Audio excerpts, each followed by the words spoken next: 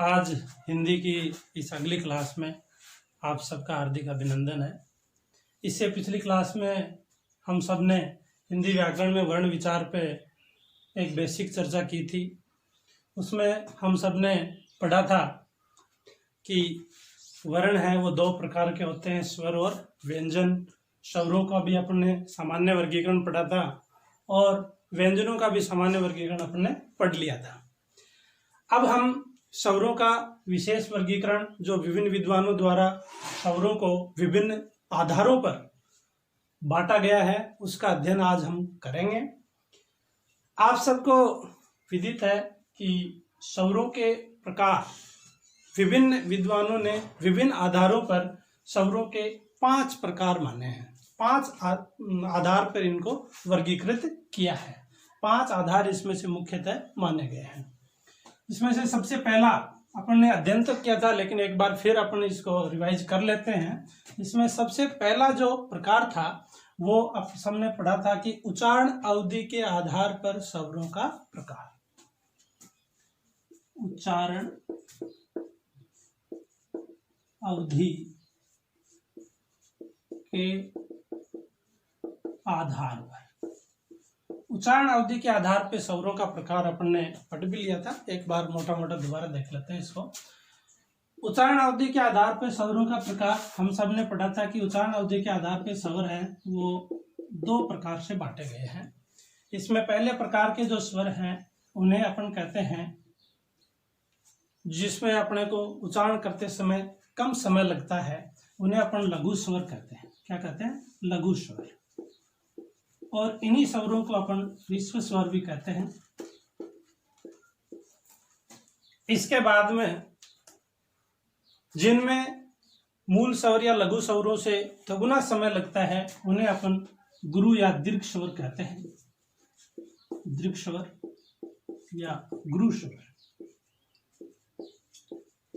हम सब ने पढ़ा था कि लघु स्वर हैं या मूल स्वर हैं वो हैं ए, ई, उ और री। ये अपने मूल स्वर या लघु स्वर थे। इनमें एक मात्रा के बोलने जितना समय लगता है, इसलिए इन्हें लघु स्वर कहते हैं। अगले जो स्वर थे वो थे दीर्घ स्वर। इनमें मूल स्वरों से दुगुना समय अपने को उच्चारित करते समय लगता है, इसलिए इन स्वरों को दीर्घ स्वर कहा गया है। इसमें है, ये संख्या में 4 हैं। जो लघु स्वर है वो संख्या में कितने? 4। अब अपन दीर्घ स्वर के बारे में चर्चा करें। ये हैं 7, क्योंकि टोटल अपने स्वर थे वो 11 थे। 4 है वो लघु स्वर हो गए, तो 7 क्या बच गए? अपने दीर्घ स्वर बच गए। इसके अंतर्गत मुख्यतः अपने आएंगे आ, ई, उ, इसके बाद में ए, आई, ओ और औ। इनमें से भी अपन ने थोड़ी सी चर्चा की थी कि ये 3 जो स्वर हैं ये समान स्वरों से मिलकर के बने हुए हैं, इसलिए इन्हें सजातीय स्वर कहते हैं। सजातीय स्वर। और ये असमान स्वरों के संधि से बने हैं, इसलिए इन्हें विजातीय स्वर कहते हैं। विजातीय स्वर। जब हम संधि पढ़ेंगे तब पढ़ेंगे कि ए और ए मिलकर के आ बनाता है या ए और आ मिलकर आ बनाता है, तो ये सजातीय स्वर है। इसी प्रकार इनके संधि जब पढ़ेंगे तब अपने इसके अंदर पढ़ेंगे कि ये असमान स्वरों से मिलकर बने होते हैं। जैसे ए के बाद में ई आती है तो ए आई बनता है। ये सब अपन संधि के समय पढ़ेंगे। अभी अपन चर्चा करें ये सजातीय स्वर और ये विजातीय स्वर है। ये इसका पहला प्रकार था स्वरों का उच्चारण अवधि के आधार पर। 2 प्रकार के स्वर हो गए, लघु स्वर और दीर्घ स्वर। लघु स्वर 4 हैं, ए, ई, उ और री। और दीर्घ स्वर हैं वो 7 हैं, आ, ई, उ, ए, आई, ओ, औ। अब इसके बाद में इसका दूसरा प्रकार अपन पढ़ते हैं। किस आधार पे इनको दूसरे प्रकार से बांटा गया है वो देखते हैं। दूसरा आधार माना गया है इनको उच्चारित करते समय अपने होठों की आकृति किस प्रकार की होती है, उस आधार पे इन स्वरों को बांटा गया है। दूसरा आधार इसमें माना गया है। जो दूसरा आधार है वो है ओष्ठाकृति। ओष्ठाकृति, ओष्ठाकृति के आधार।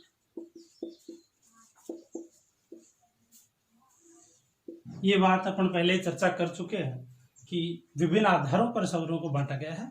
इसमें दूसरा आधार माना गया है ओष्ठाकृति, यानी स्वरों को उच्चारित करते समय होठों की आकृति किस प्रकार की होती है, उस आधार पे स्वरों को दो भागों में विभाजित किया गया है।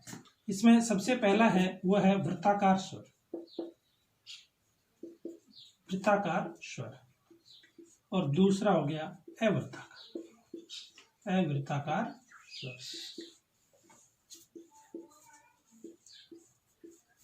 जिन स्वरों को उच्चारित करते समय अपने होठों की आकृति वृत्त के समान गोल हो जाती है, उन्हें अपन वृत्ताकार स्वर कहते हैं।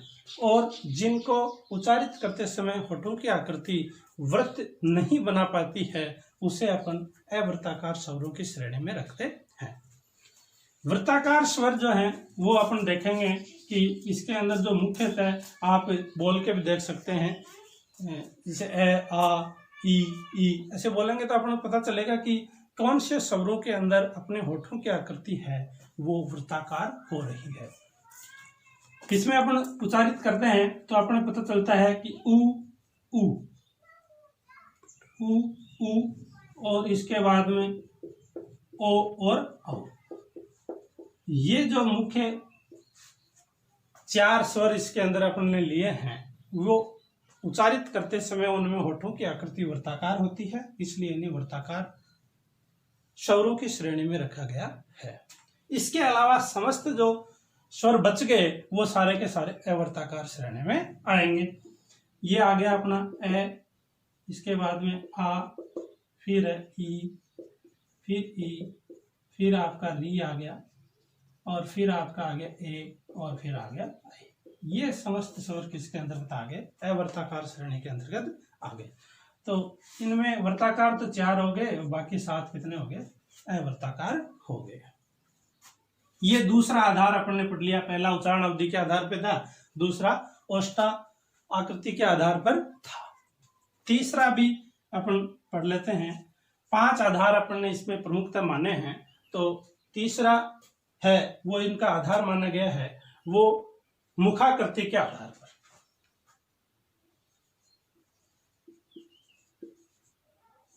मुखाकृति के आधार, जैसे ओष्ठाकृति थी वैसे ही मुखाकृति के आधार पर भी स्वरों को विभाजित किया गया है कि मुख से जब ध्वनि निकलती है, श्वास निकलता है, तो उसमें मुख की आकृति है वो किस प्रकार की होती है, उसी आधार पर इन स्वरों को मुखाकृति के आधार पर इनको विभाजित किया गया है। इस आधार पे स्वरों को मुख्यतः 4 भागों में बांटा गया है मुखाकृति के आधार पे। इसका पहला जो प्रकार है वो अपन पढ़ेंगे संवृत स्वर। संवृत स्वर। इसका दूसरा पढ़ेंगे वो अर्धसंवृत स्वर। तीसरा विवर्त स्वर, और चौथा और अंतिम इस आधार पर वो पढ़ेंगे अर्धविवृत स्वर।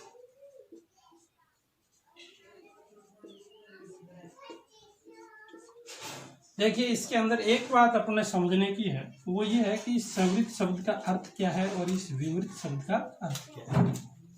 संवृत शब्द का अर्थ है, देखो संवृत वृत्त के समान, यानी कि वृत्त के समान जो बंद आकृति बन जाए मुख की स्वरों को उच्चारित करते समय, तो उन्हें अपन क्या कहेंगे? संवृत स्वर कहेंगे। यदि अर्ध संवृत स्वर आधे वृत्त की आकृति या फिर वृत्त से कुछ बिन आकृति इसके अंदर बनती है, तो उसे अपन क्या कहेंगे? अर्ध संवृत कहेंगे। विवृत का मतलब होता है खुला हुआ। विवृत का मतलब क्या होता है? खुला हुआ। यानी कि एक तरह से जब अपन स्वरों का उच्चारण करेंगे तो यदि अपने मुख की आकृति एक तरह से खुल जाए पूरी तरीके से, और एक खुले हुए वर्त के समान, फैले हुए वर्त के समान यदि अपने मुख की आकृति हो जाती है तो उन उच्चारण करते समय तो उन स्वरों को अपन क्या कहेंगे, विवृत स्वर कहेंगे। अब इनके अंदर देख लेते हैं अपन कौन कौन से स्वर इसके अंतर्गत आएंगे। बेसिक बात, इनकी परिभाषाएं या फिर इनके शब्दावली अपने समझ ली है। अब इसके अंदर अपन स्वरों का वर्गीकरण कर देंगे। स्वरित स्वर के अंतर्गत अपने मुख्यतः आएंगे। आप देखेंगे कि बोलते समय जो मुख की आकृति है वो वृत्त के समान बंद हो जाती है, तो इन्हें अपन स्वरित स्वर कहते हैं। इसमें मुख्यतः आ रहे हैं अपने ई, उ और री।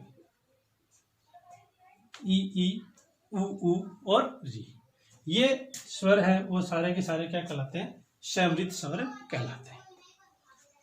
अब इसके बाद में अपन देखते हैं कि जो अर्धस्वरित स्वर हैं वो कौन कौन से हैं। अर्धस्वरित स्वर के अंतर्गत अपन देखते हैं एक तो ए होता है और एक दूसरा क्या होता है, ओ होता है। इसके बाद में विवृत स्वर आते हैं और विवृत स्वर के अंदर माना गया है आ को। किसको माना गया है, आ को। इसके अंदर मुख्यतः किस स्वर को माना गया है, आ। इसके अंदर जैसे अपन आ बोलते हैं तो पूरी तरीके से मुख है वो पूरा ओपन हो जाता है, इसलिए इन्हें विवृत स्वर के श्रेणी में रखा गया। शेष बच गए वो अर्धविवृत स्वर की श्रेणी में आ जाएंगे। जैसे अपने बच गया ए, फिर इसके बाद में अपना बच गया आई और फिर आ। ये मुखाकृति के आधार पर स्वरों का वर्गीकरण है वो हो गया है कि स्वरित स्वर ई, उ और री, अर्धस्वरित स्वर ए और ओ, विवृत स्वर आ और अर्धविवृत स्वर ए, आई और औ। ये इसके अंदर मुख्यतः 3 प्रकार अपने अभी तक पढ़े हैं। इसके 2 प्रकार और अपन देखते हैं।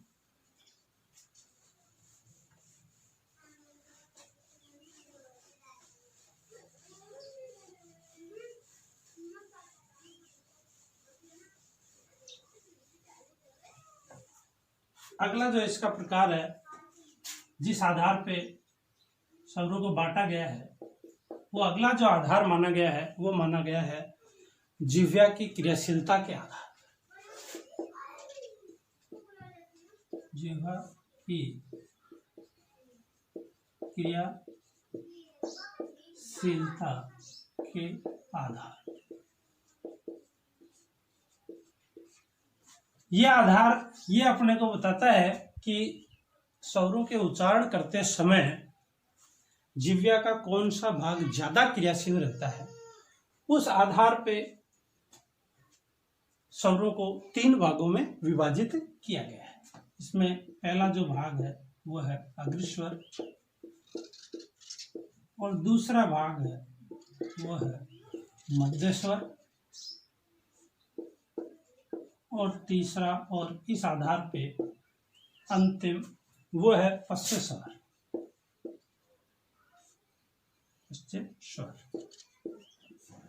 इन 3 भागों में बांटा गया है और इनका आधार क्या है, जिह्वा की क्रियाशीलता। अब अपन उच्चारित करके भी देख सकते हैं इसमें कि भाई कौन कौन से स्वर हैं वो ऐसे हैं जिनको बोलते समय जीभ का अग्रभाग ज्यादा क्रियाशील रहता है, कौन से ऐसे स्वर हैं जिनको बोलते समय जीभ का मध्य भाग ज्यादा क्रियाशील रहता है, और कौन से ऐसे स्वर हैं जिनको बोलते समय जीभ का पश्च भाग अधिक क्रियाशील रहता है। उस आधार पे इनको 3 भागों में बांटा है। तो अपन जब उच्चारित करते हैं, स्वरों का उच्चारण करते हैं, तो अपने को स्वतः है इसका ज्ञान हो जाएगा। इसके अंदर मैं आपको बता दूं, जो भी ई वाले जो स्वर हैं जिनमें ई आती है या ई का उच्चारण होता है जिस भी स्वर में, वो सब अग्रस्वर हैं। ई, री, ए और आई। अब इसको याद रखने की छोटी सी बात है कि ई अपने याद है। री में भी ई का लास्ट में जो ध्वनि आ रही है, जो उच्चारण हो रहा है, वो एक तरह से ई का हो रहा है। और इन स्वरों को भी आप पहचानते हैं कि ये विजातीय स्वर है, और विजातीय स्वर भी किससे मिलकर के बने होते हैं, ए के बाद में यदि ई आती है तब जाकर के ए आई बनता है। तो आपको इस बात का पता है कि इसमें भी ई का उच्चारण हो रहा है। इसलिए इन स्वरों को किस श्रेणी में रखा गया है, अग्र स्वर की श्रेणी में रखा गया है। किस आधार पे, जिह्वा की क्रियाशीलता के आधार पर। अगला जो है वो प्रकार है मध्य स्वर, और मध्य स्वर एक ही है, वो है ए। क्या है? ए। ए स्वर है, उसको मध्य स्वर की श्रेणी में रखा गया है, क्योंकि इसको बोलते समय जीभ की आकृति है वो इस प्रकार की हो जाती है कि मध्य में उसके एक तरह से खड्डा बन जाता है, तो और वो मध्य भाग है वो ज्यादा क्रियाशील रहता है, इसको बोलते समय ए। पश्य स्वर, शेष स्वर जो बच गए हैं वो पश्य स्वर हैं, और आप सब देख ही रहे हैं, आ बच गया है, इसके बाद में ऊ, और फिर बड़ा ऊ, और फिर इसके बाद में बच गया आपका ओ और आ। ये इस श्रेणी में आ गए, तो ये पश्य स्वर है। तो इस आधार पे जीवा की क्रियाशीलता के आधार पे स्वरों को 3 भागों में विभाजित कर दिया। ई, री, ए, ऐ, ये तो अगर स्वर माने गए। ए है वो मध्य स्वर माना गया, और आ, उ, ओ और औ ये पश्य स्वर माने गए। इसके बाद में इसका अंतिम आधार, जिस आधार पे स्वरों को बांटा गया है, विभाजित किया गया है, वो अंतिम आधार है नासिका के आधार। नासिका के आधार। नासिका के आधार का मतलब है कोई स्वर है उसको बोलते समय यदि नाक से अपने श्वास निकलती है तो वो नासिका आधार मान लिया गया है, और इसके अंदर 2 प्रकार माने गए हैं। पहला प्रकार है वो है निर्नुनासिक,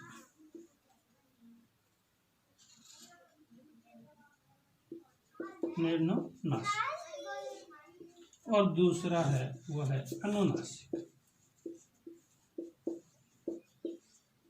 ये 2 प्रकार नासिका के आधार पे विभाजित किए गए हैं।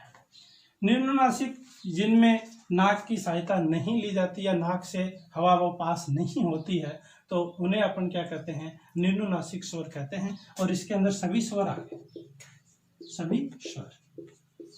और अनुनासिक स्वर यानी कि जिनको बोलते समय यदि नासिका से श्वास निकलती है और फिर इनका उच्चारण होता है तो उन्हें अनुनासिक स्वर कहते हैं। और अनुनासिक स्वर के अंतर्गत स्वरों पे ही यदि अपन चंद्र बिंदु का प्रयोग करें या अनुस्वार का प्रयोग करें तो वो अनुनासिक स्वर बन जाते हैं। तो चंद्र बिंदु के प्रयोग युक्त स्वर, ये इसके अंदर सभी के सभी आ गए। दोनों में सभी हैं, इसमें चंद्र बिंदु लगाने के बाद में सभी आ गए, और इसके अंदर विदाउट चंद्र बिंदु यानी कि बिना चंद्र बिंदु के इसके अंतर्गत आ गए हैं। तो ये था मोटा मोटा 5 आधार पे अपने स्वरों का वर्गीकरण, ये आप सबने पढ़ा है। अब अपन थोड़ा सा वर्गीकरण है वो व्यंजनों का भी कर लेते हैं।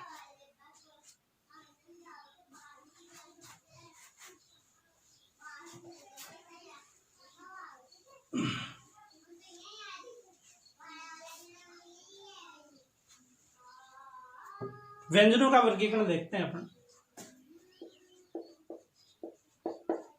व्यंजनों का वर्गीकरण, देखिए वर्गीकरण शब्द बार बार में आ रहा है, तो ये वर्गीकरण शब्द आया ही क्यों? क्योंकि वर्गीकरण की आवश्यकता तब पड़ती है जब बहुत सारी चीजें हो जाती है और उनको अलग अलग समझने के लिए और अलग अलग नियमों के आधार पे उनको बांट करके और सुविधा के लिए अपन वर्गीकरण शब्द का प्रयोग करते हैं और चीजों को वर्गीकृत करते हैं। व्यंजनों का वर्गीकरण किया गया है, और इस व्यंजनों का वर्गीकरण एक तरह से जिह्वा और श्वास की क्रियाशीलता के आधार पर किया गया है कि भाई इसके अंदर जिह्वा या फिर श्वास है वो किस प्रकार से उनको उच्चारित करते समय कार्य करता है, उस आधार पे व्यंजनों को वर्गीकृत किया गया है।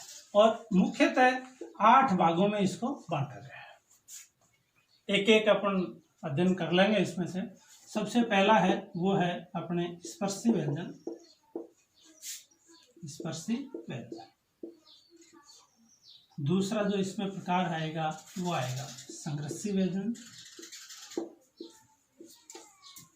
संघर्षी व्यंजन। और तीसरा प्रकार है वो है स्पर्श संघर्षी।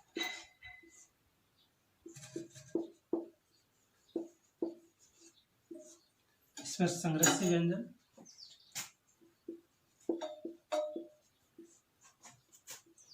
चौथा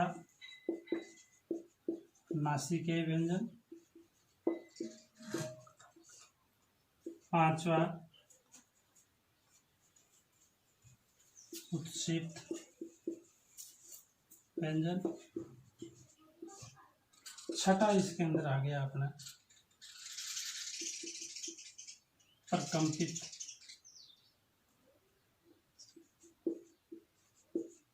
प्रकंपित व्यंजन, और सातवां इसमें है पार्श्विक व्यंजन, और आठवां और अंतिम है संघर्षहीन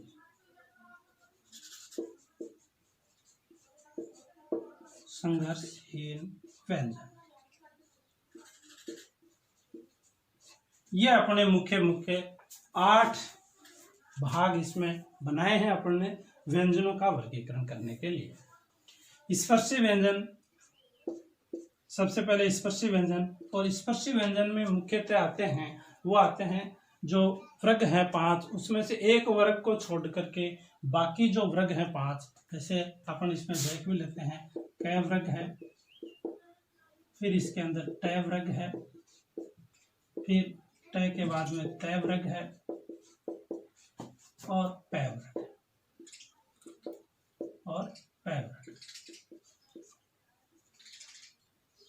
इन वर्गों के प्रथम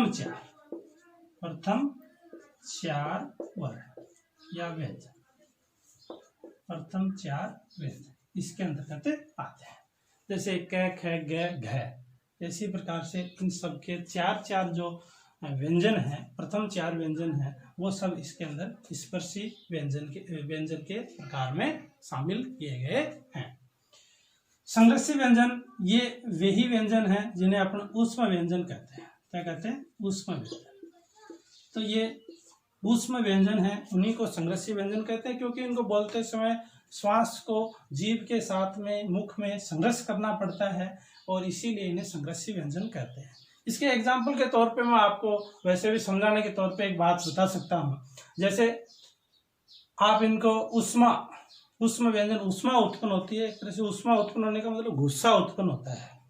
तो आप यदि उच्चारित करते हैं, आप देखेंगे कि इसके अंदर जो आ रहे हैं स और है, ये आ रहे हैं, इनका जब उच्चारण करते हैं तो श्वास का जो घर्षण होता है उससे ऊष्मा उत्पन्न होती है, एक तरह से गुस्सा उत्पन्न होता है। इसको आप समझ सकते हैं, जैसे अपन इंग्लिश में काउंटिंग पढ़ते हैं तो आप पढ़ते हो कि जैसे 60 और 70 वाली लाइन आती है तो उसमें बड़ा संघर्ष करना पड़ता है अपने को, जैसे 61, 62, 63, 71 इस प्रकार। और ऐसे ही 80 की लाइन आती है तो उसको बड़ा इजी से आप बोल लेते हैं 81, 82। तो इस प्रकार से इसके अंदर श्वास का अधिक संघर्ष होता है जिससे ऊष्मा उत्पन्न होती है, और इसीलिए इन्हें क्या कहते हैं? ऊष्म व्यंजन या संघर्षी व्यंजन कहते हैं। ये संख्या में कितने हैं? 4। ये संख्या में 16 है। ये संख्या में कितने थे? 16। अब इसके बाद में देखते हैं स्पर्श संघर्षी व्यंजन। ये इन दोनों के मिला हुआ रूप है, यानी कि जिनमें जीभ या जो अपनी श्वास है उसका स्पर्श भी होता है और श्वास का संघर्ष भी होता है, दोनों है। और इसके अंदर च वर्ग के प्रथम 4 व्यंजन माने गए। च वर्ग के प्रथम 4 व्यंजन, तो 4 व्यंजन हो गए, इसका मतलब इनकी संख्या 4 हो गई। अब इसके बाद में देखते हैं नासिके।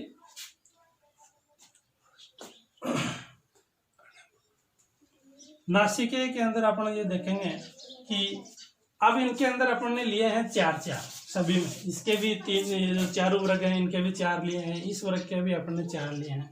तो इनके जो 5वें व्यंजन बच गए हैं वो सब के सब किस में आएंगे? नासिके में आएंगे। तो नासिके के अंदर अपने इन सब का जो 5वें जो व्यंजन बच गए हैं वो सब इसके अंतर्गत अपन ले लेंगे।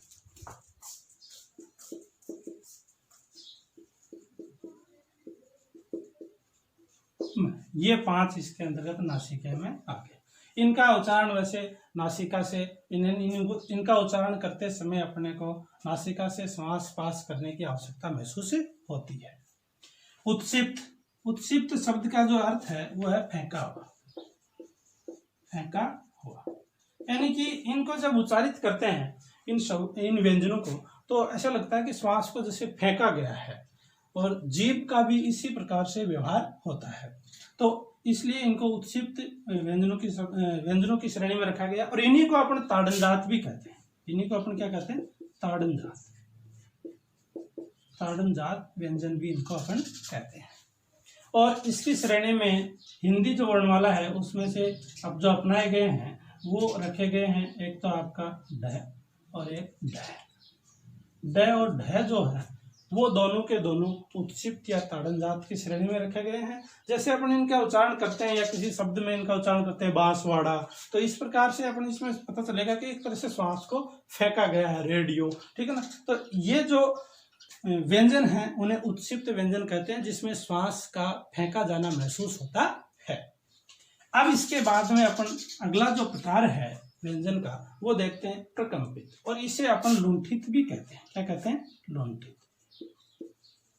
लुंठित व्यंजन भी इसे कहा जाता है।